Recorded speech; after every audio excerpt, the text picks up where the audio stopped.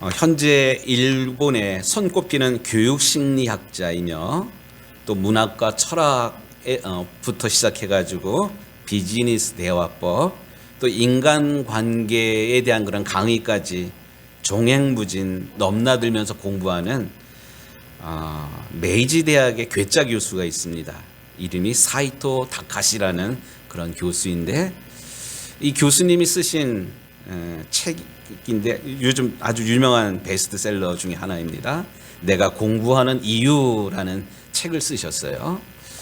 그 책 내용에 책 중에 나오는 한 부분인데 한번 잘 들어보십시오.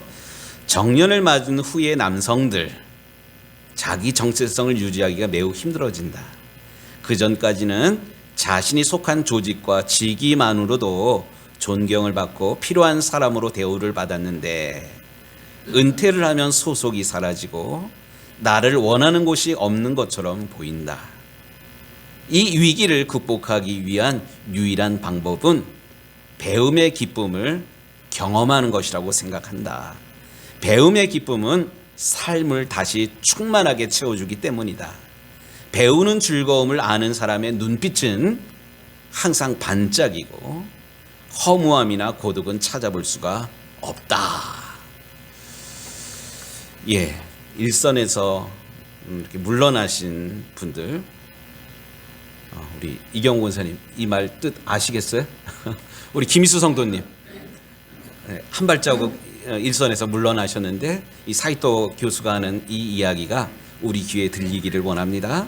왜 이 이야기를 설교 초반에 소개를 하나?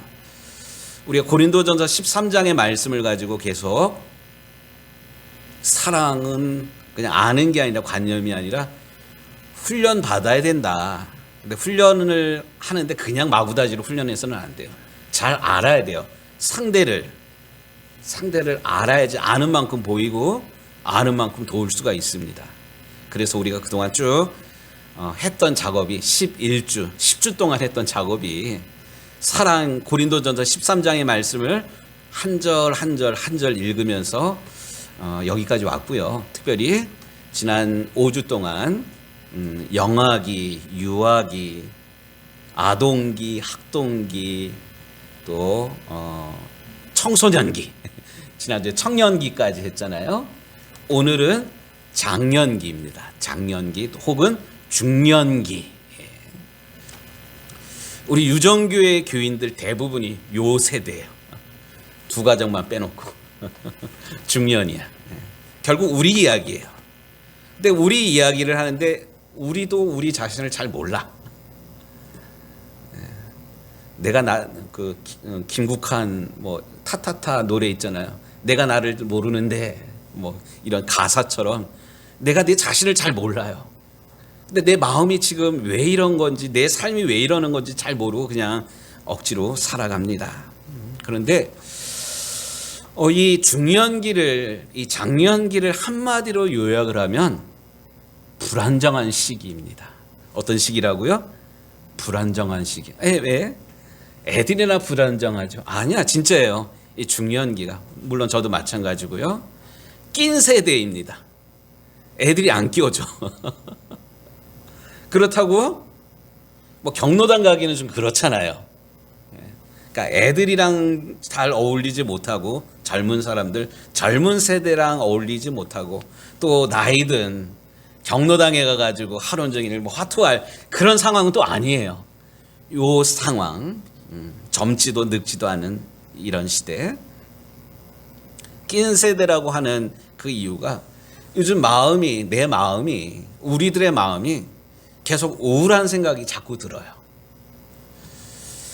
지난 주간에 우리가 새벽마다 읽는 공동체 성경 읽기를 하는데 마침 시편 102편을 읽게 되는데, 소개하는 목사님이 그러더라고요. 이 시편 102편은 중년들이 읽어야 될 성경이라고. 그 내용 가운데 이런 얘기가 나옵니다. 내 마음이 풀같이 시들고 말라버렸사오며 나의 탄식 소리로 말미암아 나의 살이 뼈에 붙었나이다. 내 날이 기울어지는 그림자와 같고 내가 풀에 시들어짐 같으니이다.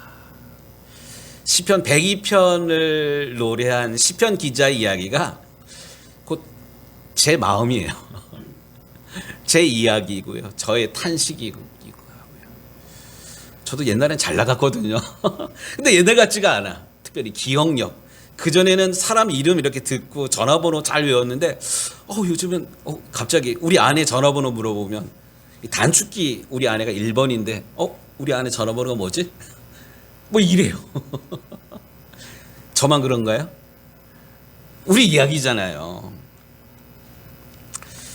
또 특별히 저도 그런데 우리 아내도 갱년기인 것 같아요. 온몸이 불덩이고요. 얼굴이 빨개지고요. 한겨울에도 덥다고 막 이래요. 더 힘든 거 밤에 잠을 못 자네. 이게 비단 우리 아내만이 아니라 우리 여성교회원들 대부분이 이런 기간을 이렇게 지나가고 또 지나갔거나 뭐 이런 상황인 것 같습니다. 요 때를 가리켜서 한문으로 뭐라 그래요? 갱년기. 들어봤죠? 네, 갱년기. 인생 끝이야. 뭐 생리도 끝났고 뭐 옛날 같지 않고 몸도 그렇고 기억력도 그렇고 문제가 뭐냐니까 그 이가 중년기에 갱년기 들면서 이렇게 이가 그렇게 아파요. 뭐 이런 거. 또 저도 이제 안경을 쓰는데 이게 안 보여.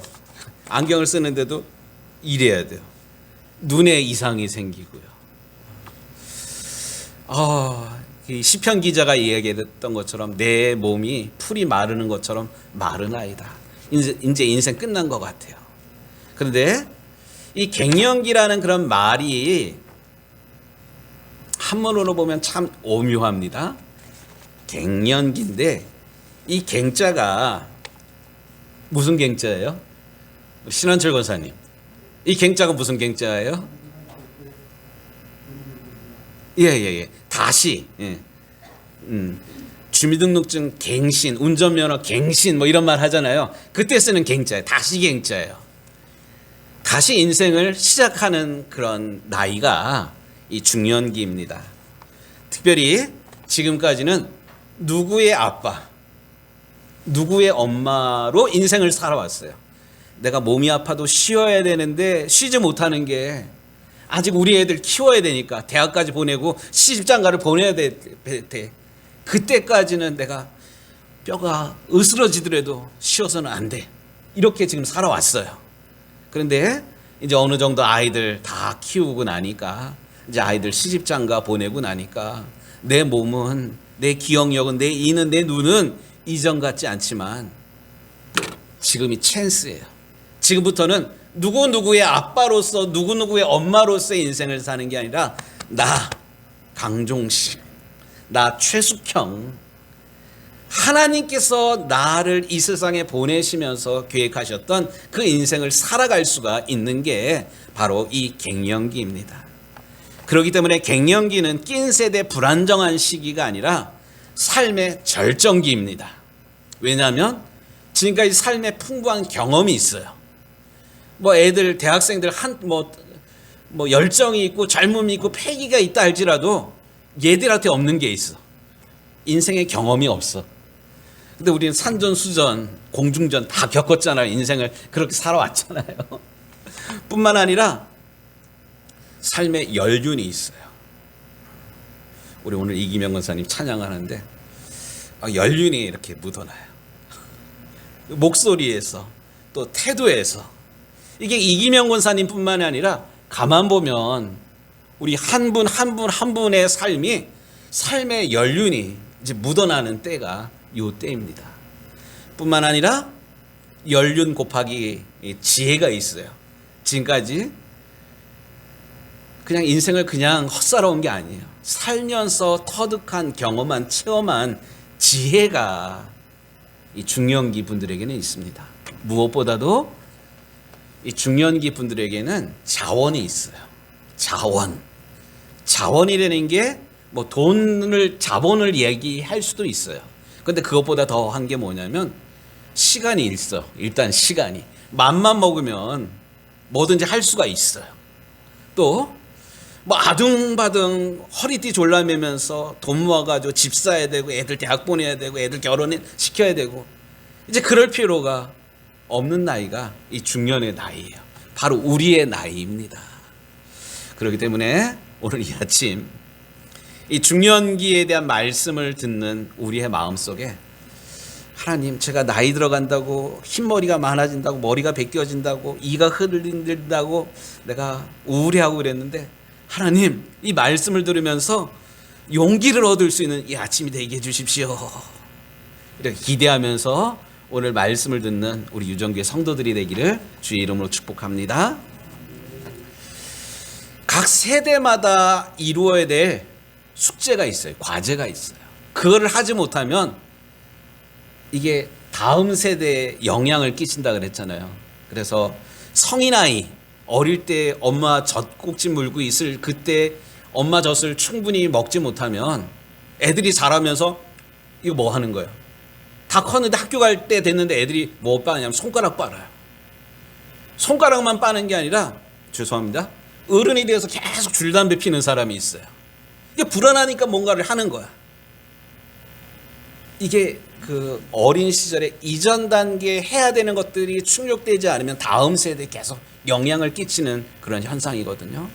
그렇다면 이 중년기에, 이 중년의 나이에 해야 되는 과제가 뭐냐? 따라 하겠습니다. 배려. 네, 크게 하겠습니다. 배려. 네, 배려를 이 중년기 때 해야 돼요. 근데 중년기 때 이 배려하지 못하면 제가 한문 하나 더 가지고 왔어요. 우리 이경원 사님 이거 뭐라고 읽어요? 노추. 노추. 나이 들어가는 게 추해 보이는 거. 노추. 이게 좀 말이 어려운 것 같은데 우리 영상 좀 하나 보겠습니다. 요거 영국 BBC 방송에서, 영국 BBC면 우리나라 KBS예요. 이 BBC 방송에서 그 쓰는 공식 용어예요. 근데 이거 뭐라고 읽어요? 꼰대. 들어보셨어요? 꼰대. 여러분들 꼰대 뭔지 알죠? 꼰대. 이거 있어요. 이걸 꼰대입니다. 꼰대의 특징. 꼰대 육하원칙. 팬. 내가 니 때는 말이야. 이게 라떼야, 이게 라떼. 젊은 사람들이 나 때 이러면 이러거든요. 맨날 옛날 얘기하는 거. 나 때는 말이야. 우리 젊었을 때는 말이야. 뭐 이런 나 때. 젊은 꼰대가 이 말 많이 써요. 뜨끔. Where? 어디서 감히? 눈부려리고 뭐 이런 거. 어디서 감히? 그다음에 who? 내가 누군 줄 알아? 나 왕년에 잘 나갔단 말이야. 뭐 이런 얘기. what? 네가 뭘 안다고? 뭐 이런 거. 나이로 그냥 너 몇 살이야? 어린 게 조그만 게 뭐 이런 얘기. 그다음에 how? 어떻게 그걸 나한테 시키는 거야? 어떻게 나를 뭐로 보는 거야? 뭐 이런 서운한 감정들. why? 그걸 내가 왜? 이게 육하원칙. 언제 어디서 누가 어떻게 무엇을 뭐 이게 육하원칙인데 가만히 보세요. 내 말 속에, 내 태도 속에 이런 모습이 있다면 내가 꼰대 싫어. 그런데 은연중에 나도 내가 싫어하는 그 꼰대 모습을 애들한테 보여주고 있는 그런 거예요.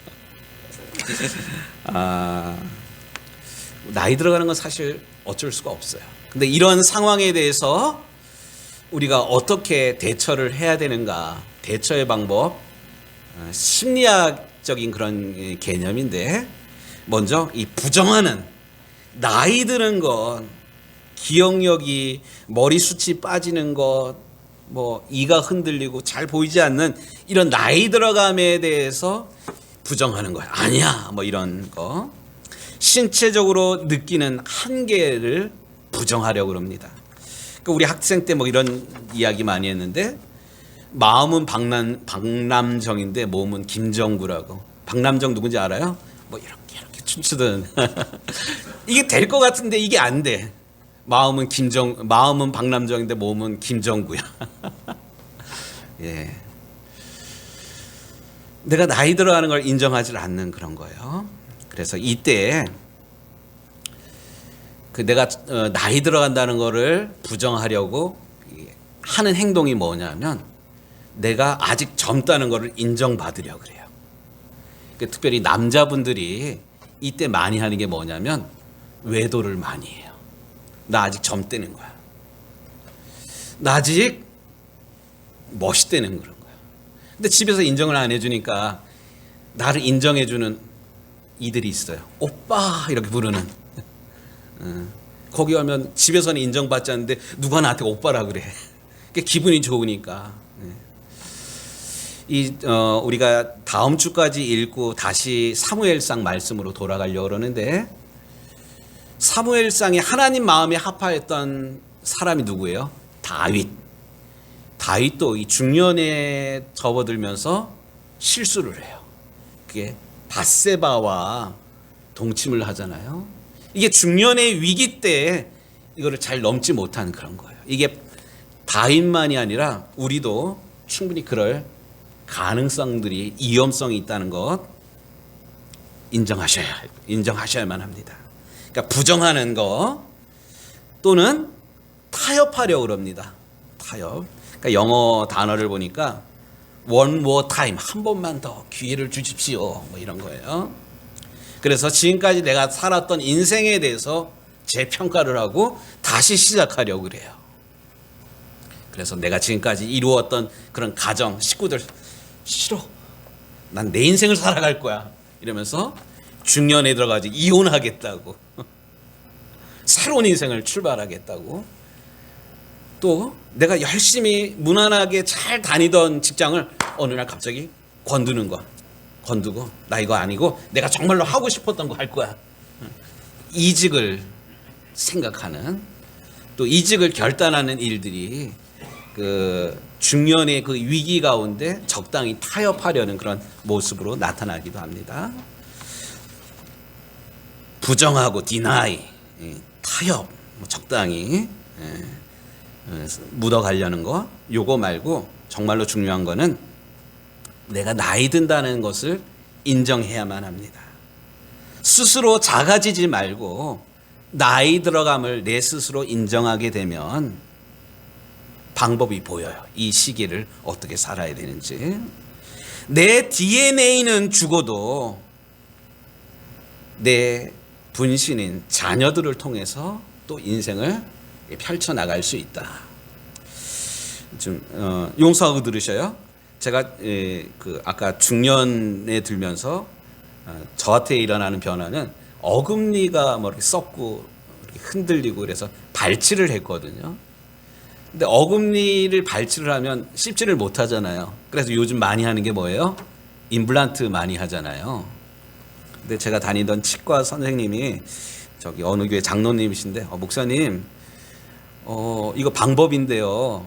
어차피 이거 어금니 뽑았는데 이거 아문 다음에 임플란트 하셔야 돼요. 근데 임플란트 비용이 물론 보험 혜택도 있지만 생각보다 비싸거든요. 여러 대다 보니까. 목사님 이렇게 한번 해보시면 어때요? 목사님의 아이들 이 발치를 하면 그 뽑은 이를 가지고 있으라고. 그러면 어차피 임플란트 할 때 인공치아를 넣잖아요. 그러면 어쨌든 가격을 조절할 수 있다. 뭐 이런 얘기를 해주더라고요. 그래서 제가 그것 때문에 아주 고민을 했는데 얼마 지나지 않아서 우리 딸 아이가 사랑니 때문에 막 이렇게 고생을 하게 됐어요. 그래가지고 제가 옳다거니 이래가지고 야 치과에 가면 그거 뽑은 거 버리거든. 그 선생님한테 얘기해가지고 그 사랑니 발치한 거 가져오라고. 좀 우스갯소리이지만 저는 나이가 들어가지고 이도 빠지고 뭐 이래요. 그런데 나의 분신, 우리 아이들은 나의 DNA를 가지고 있어요. 우리 아내는 나한테 치아를 공유해 줄 수 없지만 우리 애들은 내 분신이야. 나의 DNA가 아이들에게 있어요. 이렇게 될 줄 알았으면 아이들 더 날 걸. 어쨌든 나는 나이 들어서 뭐 이렇게 되지만 내가 이루지 못한 것들을 우리 아이들을 통해서, 우리의 후손들을 통해서, 또 내가 기른 제자들을 통해서 내가 이루지 못한, 아직 완성하지 못한 인생을 살아갈 수 있겠다라는 생각을, 내가 나이 들어가는 것을 인정하면 요것 또한 이 길이 열리게 됩니다. 이 중요한 건데, 이 중년의 시기는 내가 나이 들고 또 기억력이랑 몸의 변화가 있는 그런 시기이지만 신앙적으로 하나님을 만날 수 있는 아주 중요한 시기가 바로 이 중년의 시기입니다. 누가복음에 보면 삭케오 이야기가 나옵니다. 삭케오. 오늘날로 얘기하면 세무서장님이에요. 세무서장님. 공무원이에요. 세금을 징수하는 높은 관리고요. 나름 성공한 그런 인생을 삭케오는 살아왔습니다. 하지만 이 삭케오에게 개인적인 그런 고민이 있습니다. 인생이라는 게 돈과 명예, 성공 말고 참된 인생이란 무엇일까를 고민했던 때가 바로 이 중년의 때예요. 이런 고민을 하고 있을 때에 이 삭케오가 예수님에 대한 소문을 듣고요. 예수님께서 우리 마을로 오신다는 그런 이야기를 듣고 이 삭케오가 예수님을 만나러 찾아갑니다. 근데 너무 많은 사람들이 있으니까 예수님 앞에 감히 가까이 나갈 수가 없었어요. 삭케오가 택한 방법이 무엇입니까? 뽕나무 위에 올라갔잖아요. 여러분 한번 생각해 보세요. 우리 함장로님이 뭐 대통령이 누가 유명한 사람이 온다고 우리 동네에 왔는데 가까이 가지 못하니까, 예를 들어서 큰 여기 느티나무 위에 우리 장로님이 올라가신다. 그래서 다른 사람들 보기에는 이게 넌센스예요. 우스꽝스러운 그런 일이에요. 그럼에도 불구하고 삭케오는 자기의 이 목마름의 문제, 인생의 문제, 돈, 명예, 권력 이거 말고 진정한 인생의 의미가 무엇인지를 삭케오는 찾기를 말았기 때문에, 다른 사람들의 눈이 아니라, 시선이 아니라, 내 사회적인 명예가 중요한 게 아니라 그 예수님 얼굴 한 번이라도 보고 싶어서 뽕나무 위로 올라갔던 거예요. 그런데 이렇게 뽕나무 위로 올라간 이 삭케오를 예수님께서 지나가시다가 발을 멈추고는 삭케오를 향하여서 이름을 불러요. 삭케오야, 내려오라. 삭케오 이름을 아는 거예요. 삭케오 이름만 한 것이 아니라 삭케오의 고민을, 삭케오의 그 목마름을 예수님은 알고 계셨어요. 내가 오늘 너의 집에 유하여야겠다. 예수님이 그러한 삭케오를 개인적으로 만나주시고 개인적으로 방문했을 때 삭케오는 누가 시키지도 않았는데 새로운 인생을 살아갑니다. 만일 내가 남의 것을 토색한 것이 있다면 4배나 갚겠고요. 내 재산의 절반을 다른 제사람들을 위해서 제가 쓰겠습니다.